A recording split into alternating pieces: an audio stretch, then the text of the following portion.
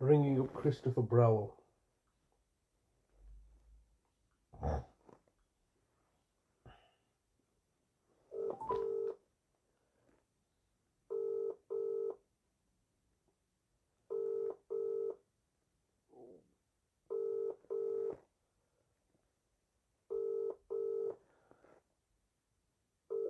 This is the Vodafone voicemail service for 07769247196.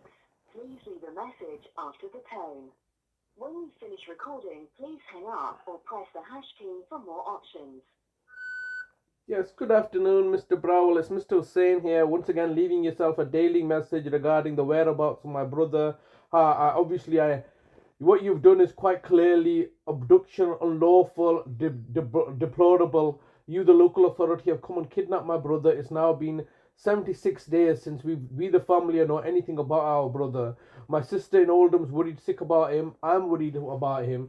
You are looking to provide him with care and support services without any independent oversight, namely the family's independent oversight. What you want to do is you want to only have professional oversight, which are people that you can buy off whose outcome or services you can commission off. Quite clearly, there needs to be a excuse me. Quite clearly, there needs to be a third independent party, namely somebody who's not being paid by the state, such as myself, or my sister or the family, that need to know where our brother is. Obviously, you've kidnapped him from our care and support services and are continuing this escapade of refusing to speak to me. Now, Mr. Browell, as you know, I keep a meticulous record. The last time I managed to actually speak with you was on the 31st of August when I directly rang your mobile and you did pick up. And the question I asked you was regarding my brother, and you quickly said that I'm going to speak to my managers and I'll get back to you, and slammed the phone up on me.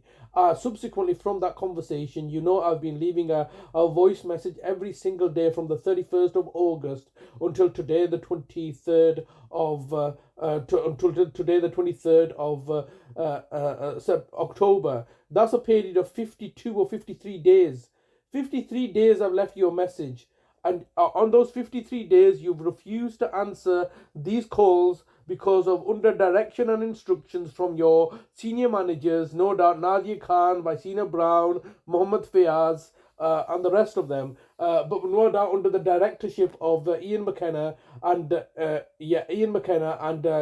most likely Kirsten England and your legal team. So you've been instructed not to speak to me, as you had previously been instructed never to email me. I've sent you numerous amount of emails. You refused to respond to any of those emails when my brother was in my care. Now that you've abducted my brother and holding him unlawfully in your care and custody without any legal framework in place, you feel that you can continue to ignore me. This is completely not acceptable, Mr. Browell, and you know it, the local authority knows it, everybody knows it. You can't go around kidnapping people and holding them hostage like this simply because of your own systemic failures in order to provide appropriate care.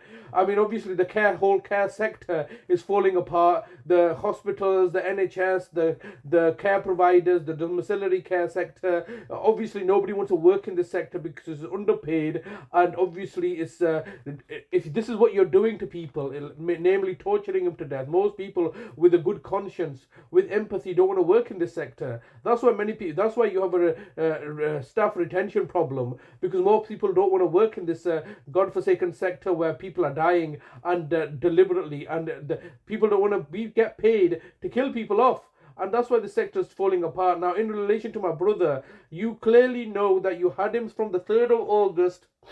You had him from the 3rd of August, 2018. At the end of August 2018, you told me you're going to now put his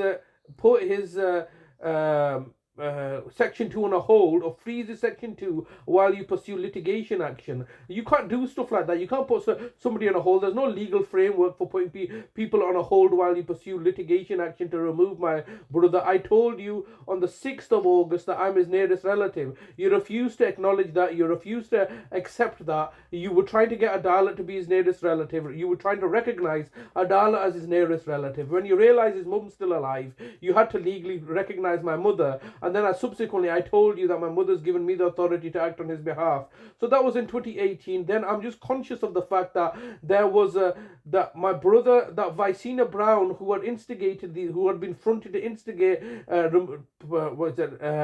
nearest relative removal proceedings at the end of August, September, October in 2018. Then on the 1st of March 2019, when my brother had been released into my care at the end of January 2019, the Vicina Brown had attended at my sister's house in Oldham and done a capacity assessment, which you and I have discussed previously. So in March 2019, my brother has been assessed as having mental capacity to know where he wants to live. And he said, I want to live with my sister. So you have this on record. So my brother has mental capacity in March 2019. In the same year of 2019, not only does he sign over his health and well-being appointeeship to me, he then subsequently signs over his financial appointee to me, and then you look to negate that, saying that was a false instrument. How was that a false instrument when you yourselves have recognized that my brother has mental capacity per your own understanding? Vicina Brown on the 1st of March 2019 has assessed my brother as having mental capacity.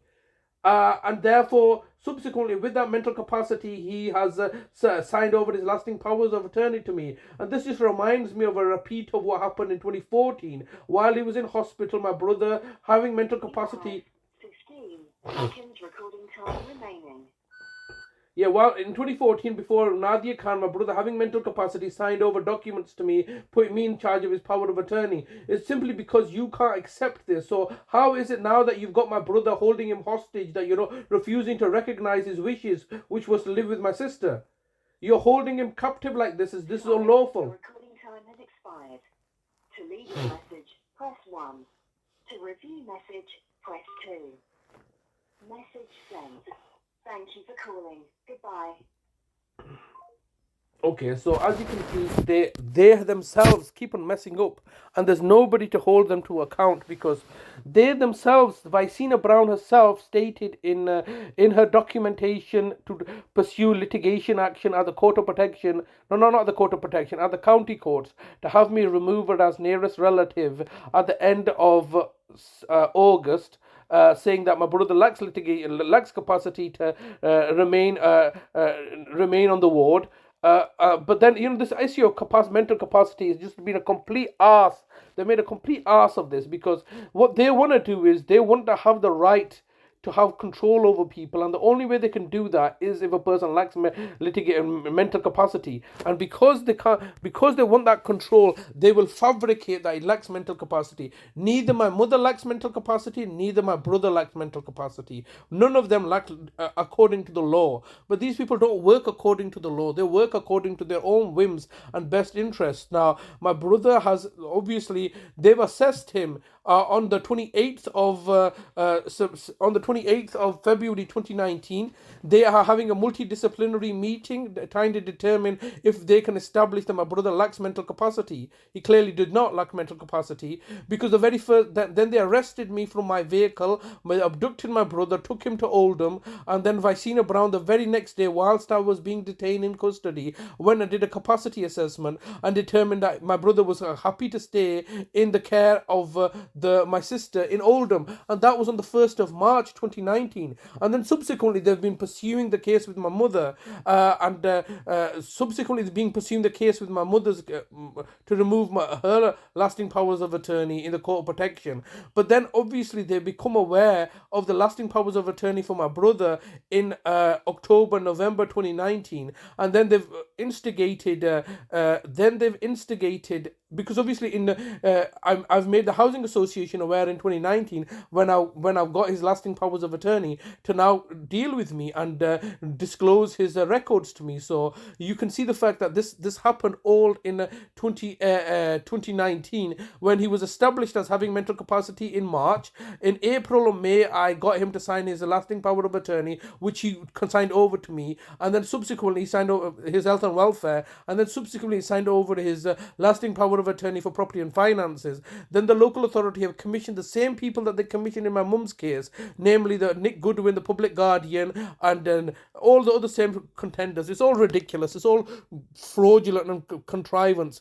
They know they've got no case, and now they're refusing to speak to me because they're all a bunch of liars and thieves and crooks in positions of authority and power.